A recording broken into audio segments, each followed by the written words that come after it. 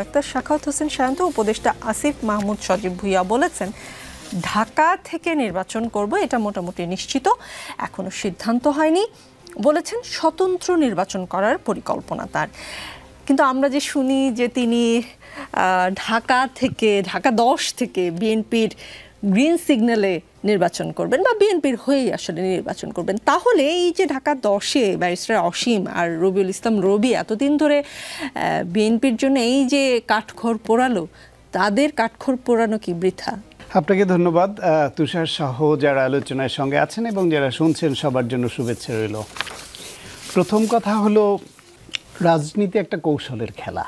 এই কৌশলের খেলার অংশ হিসেবে কখনো কখনো বিভিন্ন দলকে বিভিন্ন রকম সিদ্ধান্ত নিতে হয়। জামায়াত ইসলাম আর আওয়ামী লীগ কখনোই এক পাল্লায় ওঠার মতো না মুক্তিযুদ্ধের প্রশ্নে, কিন্তু তারা জোট হয়েছিল। বিএনপি জামায়াতও একসঙ্গে চলার কথা না, বিএনপির প্রতিষ্ঠাতা স্বাধীনতার ঘোষক, কিন্তু তারা দীর্ঘদিন জোট করেছে না। এগুলো রাজনৈতিক সমঝোতার প্রশ্ন। আসিফের এটা এখনও আমরা কনফার্ম না, নিশ্চিত নই যে বিএনপি আসিফের জন্যই ওটা খালি রেখেছে কিনা, কিংবা বিএনপির সঙ্গে আসিফের আগাম কোনো আন্ডারস্ট্যান্ডিং হয়েছে কিনা। যদি হয়ে থাকে সেটা রাজনৈতিক কৌশল হিসেবে আমাদের দেখতে হবে। তবে এই কৌশলটা ত্যাগী নেতাদের বেড়ে ওঠায় একটা প্রতিবন্ধকতা তৈরি করে। একটা জায়গায় একজন নেতা দীর্ঘদিন ধরে নিজেকে তৈরি করেন, তিনি ফিল্ড তৈরি করেন, কর্মী তৈরি করেন।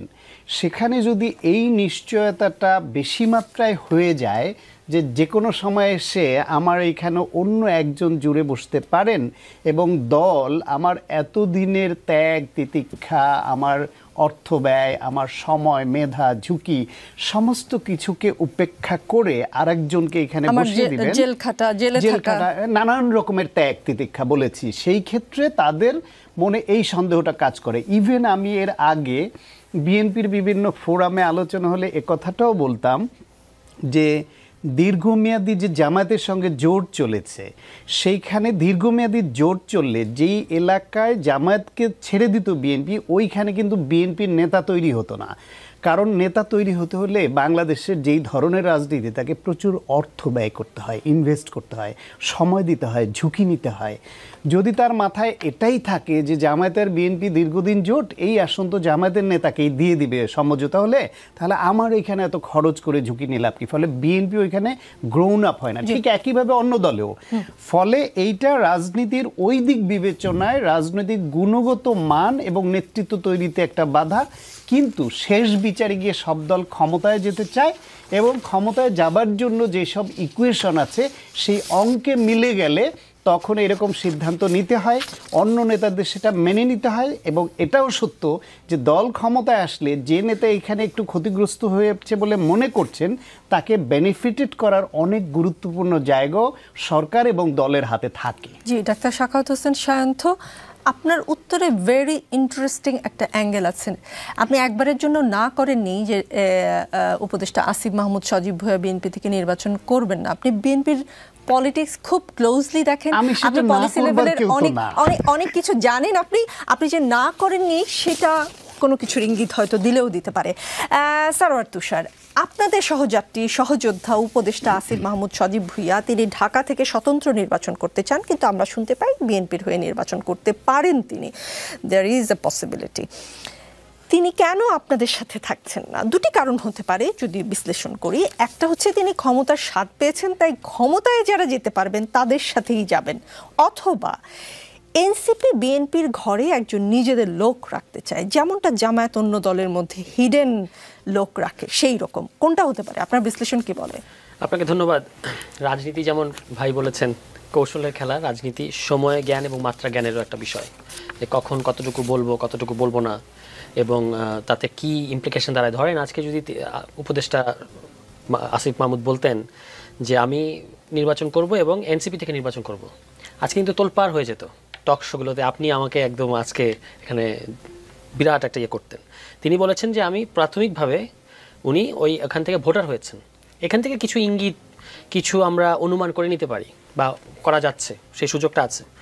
এবং তিনি বলেছেন তিনি নির্বাচন করবেন, মানে আমরা যদি ধাপে ধাপে আগাই, তিনি ওখানে ভোটার হয়েছেন, তিনি নির্বাচন করবেন এবং পরের কথাটা হচ্ছে তিনি যেহেতু এখন উপদেষ্টা হিসেবে আছেন, আমার মনে হয় না যেটা শোভন আমি অমুক দল থেকে নির্বাচন করবো, এটা এখন তার সাথে মানে তার বলাটা সাজে না। যেটা ধরেন আমাদের অ্যাটর্নি জেনারেল, অলরেডি তিনি একজন অ্যাটর্নি জেনারেল, আগে একটা দলের পদে ছিলেন, বাংলাদেশের সরকার হওয়ার আগে অ্যাটর্নি জেনারেল হয়েছে, এবং তিনি অ্যাটর্নি জেনারেল থাকা অবস্থায় আজকেও ভিডিওতে আমরা দেখলাম বিএনপির নেতাকর্মীদের নিয়ে শোডাউন দিচ্ছেন, এলাকায় নিয়মিত জনসংযোগ করছেন, এবং সেখানে তিনি এটা উনি পরিষ্কার বলেছেন যে আমি বিএনপি থেকে পদত্যাগ করে বিএনপি থেকে ইলেকশন করব।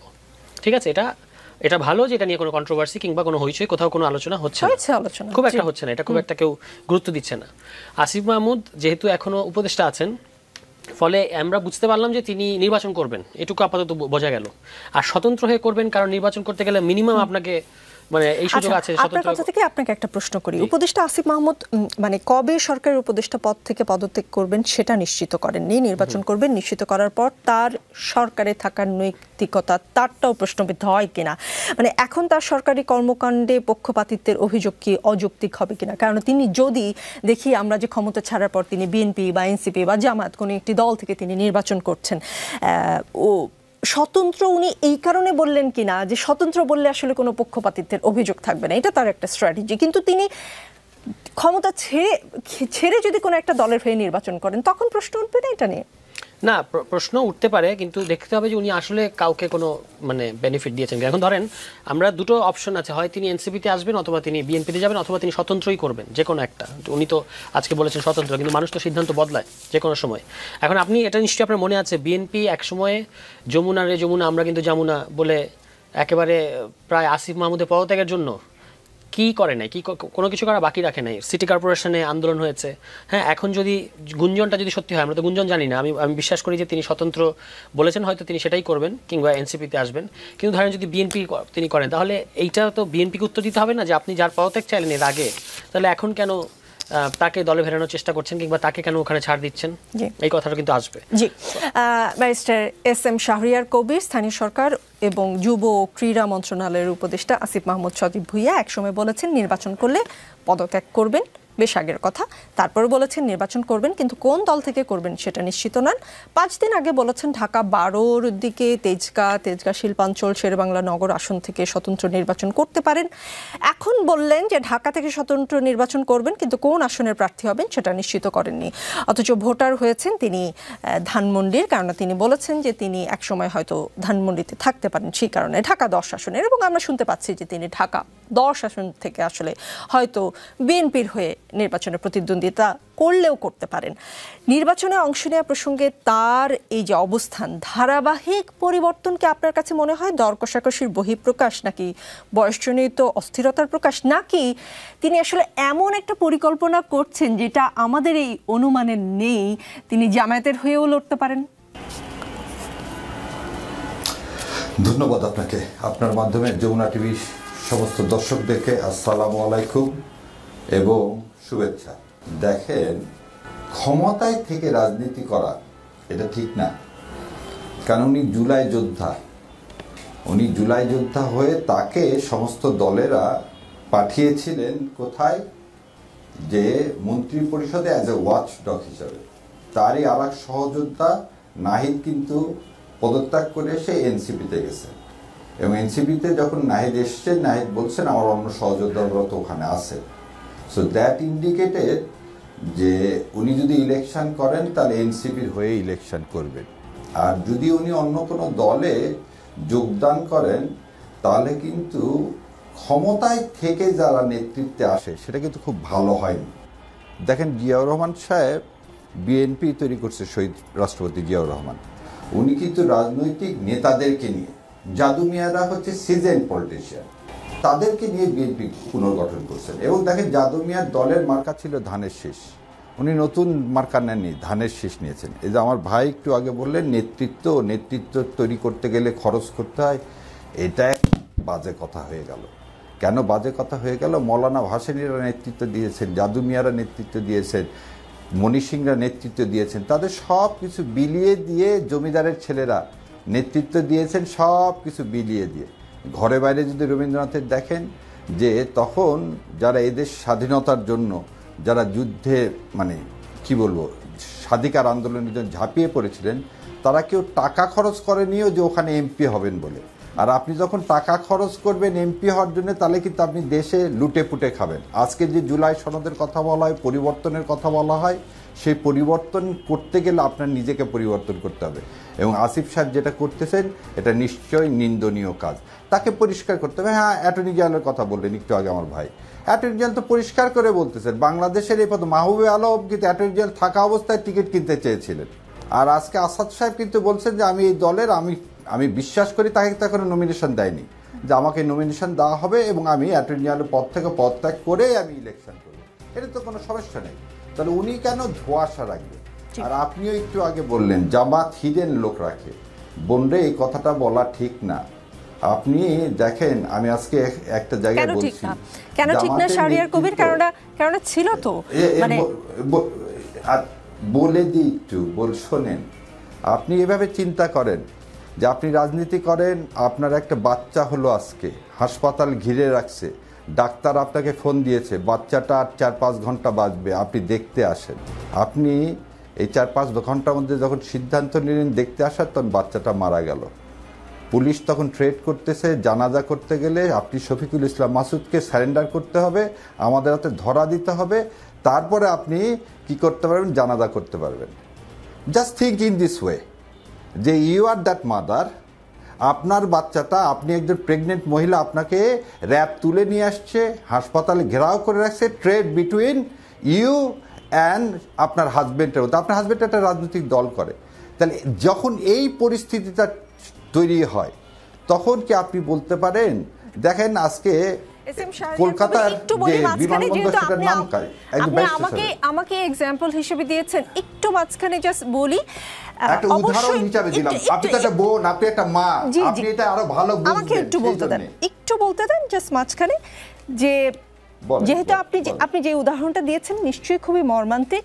আমি ওই রকম ঘটনা যাদের সঙ্গে ঘটেছে তাদের প্রতি অবশ্যই সমবেদনা প্রকাশ করি, কিন্তু এই ঘটনা শুধু জামাত ইসলামের সঙ্গে ঘটেনি, বিএনপির সঙ্গে ঘটেছে। জামাত ইসলামীতে যেমন হিডেন উদাহরণ আছে, সেই উদাহরণ কি আসলে বিএনপিতে হয়েছে?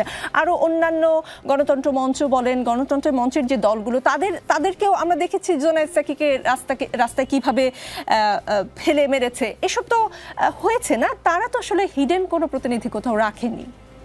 জি আচ্ছা, আপনার এই উত্তরটা শোনেন না, উত্তরটা দেওয়ার আগে একটা জিনিস বলুন। ব্যারিস্টার সুভাষ এই স্বাধিকার আন্দোলনের জন্য তিনি কোথায় কোথায় কি বেশ মানে পরিবর্তন করে রাজনীতি করেননি, পুলিশ যাতে তাকে ধরতে না পারে। এটা যদি রাজনীতির দেশের স্বাধীনতার জন্য হয়ে থাকে, তাহলে বোধহয় এটা অন্যায় না। আর আপনারা একটা কথা বলে, আজকে বিএনপির বিভিন্ন মঞ্চে দেখতে পাবেন যে শহীদ জিয়ার স্মৃতি অম্লান হোক, শেখ হাসিনা জয় বাংলা, এই কথাগুলো আসতেছে। আপনি জামাতের কিন্তু কোনো জায়গায় এটা দেখতে পাবেন না। তার মানে আমরা যদি করে থাকি কিছু দেশের স্বাধীনতার জন্য, আগে আন্ডারগ্রাউন্ড কোনো পলিটিক্স করে থাকি, সেটা ৩৬শে জুলাইয়ের আগে। ৩৬শে জুলাইয়ের পরে জামাতে ইসলামের কোনো জনসভায়, কোনো জায়গায় আপনি এটা দেখবেন না, ওই যে মানে স্বৈরাচার মনস্টারের দোসর, তারা কেউ আমার মঞ্চে এসে বলে গেছে বক্তৃতা দিতে দিতে জয় বাংলা। সো একটুকুনি আমি বলবো যে সুভাষ যদি বলে থাকে, যদি রবীন্দ্রনাথরা বলে থাকে, আমাদের যদি দেশের স্বাধিকারের আন্দোলনের জন্য আমাকে হিডেন হতে হয়, কিন্তু সেটা মানি না যে আমি অন্য দলে হিডেন ছিলাম। আমি হিডেন ছিলাম কি কারণে, সেটা আপনারা এবং দেশবাসী বিচার করবেন। G S M Shahriar Kabir. আপনার যে প্রশ্নের শেষটুকু, সেটা হচ্ছে ওনার এটা করা উচিত না। জি ডাক্তার সাখাওয়াত হোসেন সায়ন্ত, জুলাই সনদ ইস্যুতে সমঝোতার চেষ্টায় জামায়াতের উদ্যোগে বিএনপি কেন সম্মতি হয়নি? ফোন কল এসেছিল জামায়াতের পক্ষ থেকে। রাজনৈতিক দলগুলোর মধ্যে পারস্পরিক আলোচনার ভিত্তিতে কোনো সমাধান হলে সেটা কি ভালো হতো না? এখন যদি সরকার একটা সিদ্ধান্ত নেয়, যদিও শুনতে পাচ্ছি আমরা যে হয়তো সরকার বাকি দলগুলোকে ডেকে আরেকবার আলোচনা করবে, 7 মাসে 8 মাসে 9 মাসে যেটা হয়নি, 7 দিনে যেটা হয়নি, সেটা 1-2 ঘন্টায় কি করে হবে, সেটাও একটা প্রশ্ন। আর সরকার যদি কোনো সিদ্ধান্ত রাজনৈতিক দলগুলোর উপর চাপিয়ে দেয়, সেটা কি আসলে বিএনপি মানবে বা অন্য রাজনৈতিক দলগুলো মানবে বলে মনে করেন? যে দলের নায়েবে আমির ঘি খেতে পছন্দ করেন এবং সে ঘি আঙুল বাঁকা করে তুলে চেটে খেতে ভালোবাসেন, যিনি হাঙ্কি পাঙ্কি শব্দের মতো এরকম সিলি শব্দ ব্যবহার করে আক্রমণ করতে পারেন, তিনি আবার সাখাওয়াত ফোন হোসেন শান্ত করছেন, অনেকে তো অনেক কিছু করে পুরো ভাসিয়েও দিতে চেয়েছিলেন বাংলাদেশ। তাদের ব্যাপক নিন্দা হয়েছে, দল থেকে সতর্ক করে চিঠি দেওয়া হয়েছে। বিএনপির মাঝারি লেভেল বা মানে ব্যক্তি বিশেষ এরকম কোনো নেতা করেছেন, একটা অ্যাপ্রিসিয়েশন তো দূরের থাকুক, আপনার এই প্রোগ্রামে বিএনপির নেতারা বিএনপির পক্ষ থেকেই নিন্দা করেছে, এমনকি দলগতভাবে বিএনপি চিঠি দিয়ে সতর্ক করেছে, তাদেরকে করেছেন। তাহলে এই রকম কথা, এরকম ভাষা একদিকে আপনি ব্যবহার করবেন, আপনি মাঠে আন্দোলন নিয়ে উস্কানি দিবেন, বিক্ষোভ করবেন, আপনি অন্যদেরকে নানানভাবে উত্তেজিত করবার মতো কর্মসূচি দিবেন, কথা বলবেন, আবার বলবেন আলোচনার প্রস্তাব দেওয়ার জামায়াত এইখানে কেউ না। এই জন্য কারণ হচ্ছে এই আলোচনায় মধ্যস্থতা করবার জন্য একটা কমিশন ছিল, সেই কমিশনের সঙ্গে আলোচনায় তো ওনরা পিআরের প্রশ্নই তুলে নাই, এজেন্ডাই তুলে নাই, তারপর নতুন নতুন ইস্যু তৈরি করছে। আর একটা হচ্ছে গিয়ে এইটা ওনাদের সময় ক্ষেপণ করবার আর একটা অপকৌশল। বাংলাদেশে আপনি নজির দেখান তো, রাজনৈতিক দলগুলো নিজেরা বসে আলোচনা করে সমাধান করে ফেলেছে কোনো গুরুতর সমস্যা। স্যার কমনওয়েলথ মহাসচিবের বিশেষ দূত স্যার নিনিয়ান এসে সফল হননি, জাতিসংঘ থেকে তারানকো সাহেব এসে সফল হননি, বাংলাদেশে আওয়ামী লীগের আব্দুল জলিল সাহেব, বিএনপির আব্দুল মান্নান ভূঁইয়া সাহেব দিনের পর দিন সিরিজ বৈঠক করে সফল হননি। কোথাও কোথাও কিছু সফলতা ছিল না এমন না, কিন্তু বেশিরভাগ ক্ষেত্রে হননি। এইখানে জুলাইয়ের পরেও যেখানে সবাই এরা দীর্ঘদিন ধরে নিপীড়িত, এই জামায়াত বিএনপি উভয়ই গুম খুনের শিকার, উভয়ই হামলা মামলা জেল নিপীড়নের শিকার। বিএনপি প্রকাশ্য রাজনীতি করেছে, জামাত গুপ্ত রাজনীতি করেছে, কিন্তু তাদেরকে নিপীড়নের শিকার থেকে তা মুক্ত করতে পারে নাই অনেককে, যারা প্রকাশ্য ছিল। সেই দুইটা দল জুলাই অভ্যুত্থানের পরে পারেনি বলেই ঐক্যমত্য কমিশনের রেফারিং লেগেছে। সেই রেফারিং করে যতদূরে একমতে আনতে পেরেছে, আপনি ততটুকু বেস ধরে যদি আগাতেন, তাহলে এই যে এখন নতুন করে সংকট, এটা তৈরিই হতো না। সেই সংকট তৈরি করে আপনি মাঠে নেমে এখন আপনি ফোন কল দিচ্ছেন যে আসেন আলোচনা করি। বিএনপি আপনাদের সঙ্গে আলোচনায় সমঝোতার কোনো রকম আভাস দেখতে পেলে যেত। আপনাদের ল্যাঙ্গুয়েজ তো বলেন আপনারা সমঝোতা চান, আপনারা মাঠে যে কথা শীর্ষ পর্যায়ের নেতাদের, যেটা আপনাদের চামচাদের দিয়ে বলাতে পারেন বড় জোর, সেটাও শোভন হতো না। সেই কথা আপনার টপ লেভেলের লিডারশিপ, যেই ভাষা, আপনি ভাবতে পারেন যে বিএনপির টপ লিডারশিপ বেগম খালেদা জিয়া, দল হিসেবে বিএনপির টপ উনি, বা তারেক রহমান বা বিএনপির মহাসচিব, জামায়াতেরও আমি নায়েবে আমির এবং আমির, ওনাদেরকে ওই লেভেলে ধরিয়েই, এদের মুখে আপনি এই হাঙ্কি পাঙ্কি শব্দটা শুনতেন, এইভাবে হুঙ্কার দিয়ে বলা, এইরকম তুচ্ছতাচ্ছিল্য করা, এবং ঘি আমাদের লাগবে, আমরা খাবো এই বাঁকা করে, এই জাতীয়, তাহলে দেখতেন আজকে এই জামায়াত ইসলাম কী রকম স্লোগান বের করতো ওই নেতাদের নিন্দা করে। আমরা লজ্জিত হতাম আমার নেতা নিয়ে, যাকে আমি ভালোবাসি, শহীদ প্রেসিডেন্ট জিয়াউর রহমানকে আমি ভালোবাসি। আমি ওই দলের অনেক নেতাদের ভালো চাই এবং আরও একটা বেটার বিএনপি হোক, দীর্ঘদিন ধরে বলে আসছি, চাই। তারপরও আমাদের বিএনপির কোনো নেতা এইরকম ভাষা প্রয়োগ করলে আমি লজ্জিত হতাম এবং আমি বলতাম এটা ঠিক হয়নি। পারলে ওনারা সেটা বলুক, ওনাদের কোনো নেতার মুখে, কোনো বিশ্লেষকের মুখে, কোনো পেশাজীবীর মুখে আজকে পর্যন্ত আমি শুনলাম না যে হ্যাঁ ওনার এই ভাষা প্রয়োগটা রাজনীতি সুলভ হয়নি। পরিবর্তিত যে রাজনীতি আমরা চাই, বিএনপির যারা খারাপ করেছে খারাপ বলছি, তো এখনও খারাপ বলছি, এবং তাদের মধ্যে অনেকে নমিনেশন পায় নাই, সে নমিনেশন না পাওয়ার পেছনেও ওই ভূমিকা একটা কন্ট্রিবিউট করেছে বলে ধারণা করি আমরা। আজকের এই অনুষ্ঠানে barrister S M Shahriar Kabir সরিটরি কিছু বলেন কিনা আসবো তার কাছে। সারোয়ার তুষার, জুলাই সনদের বাস্তবায়ন পদ্ধতি এবং গণভোটের সময় নিয়ে রাজনৈতিক দলগুলোর মধ্যে সমঝোতার সম্ভাবনা দেখা যাচ্ছে না। নিজেরা বসে দলগুলোকে ঐক্যবদ্ধ সিদ্ধান্ত দিতে সরকারের তরফ থেকে যে আহ্বান জানানো হয়েছিল সেটারও কোনো লক্ষণ দেখা যাচ্ছে না। এই বিষয়ে আলোচনার জন্য জামায়াতে ইসলামের উদ্যোগ সফল হয়নি। 6 দলীয় জোট, গণতন্ত্র মঞ্চ, জাতীয় নাগরিক পার্টি, গণ অধিকার পরিষদ, এবি পার্টি সহ 9 দলের যে উদ্যোগ সেটিও এগোয়নি। সমঝোতার জন্য সরকারের বেঁধে দেওয়া 7 দিনের সময়সীমা আগামীকালই শেষ হচ্ছে। ফলে শেষমেশ জুলাই সনদ বাস্তবায়নের বিষয়ে চূড়ান্ত সিদ্ধান্ত সরকারকেই নিতে হবে বা দিতে হবে। রাজনৈতিক সূত্রগুলো বলছে কার্যত বিএনপির অনাগ্রহে দলগুলোর মধ্যে আলোচনার উদ্যোগ এগোয়নি এবং বিএনপি এই মুহূর্তে কোনো রাজনৈতিক পক্ষের উদ্যোগে আলোচনায় বসতে খুব একটা ইচ্ছুক নয়। তবে সরকার উদ্যোগ নিলে তারা আলোচনায় বসবে। বৃহস্পতিবার বিএনপি স্থায়ী কমিটির সভায় এরকম ধরনের সিদ্ধান্ত হয়েছে। এখনো পর্যন্ত এই হচ্ছে সিচুয়েশন। এই সিচুয়েশনে সরকার রাজনৈতিক দলগুলোকে যে সময় দিয়েছিল এবং ফল আসলো না, এখন যদি সরকার একটা সিদ্ধান্ত দিয়ে দেয়, আবার মিটিং হলে আবারও ধরেন কোনো সিদ্ধান্ত আসলো না, রাজনৈতিক দলগুলো মানবে? এনসিপি মানবে? প্রথমত এই পুরো সংকটটার জন্য 90% দায় এই সরকারের এবং কমিশনের। কারণ সরকার একটা সাপলুডু খেলা শুরু করেছে। আমরা সবার নানা ধরনের দ্বিমত আছে, সেগুলোকে এক ধরনের মোটামুটি কাটছাট করে আমরা একটা জায়গায় করতে করতে 96-তে গেছি, ওখানে সাপের মুখে নিয়ে আবার সরকার 3-এ নামিয়ে আনতে চাইছে। এটা তো আপনি করতে পারেন না।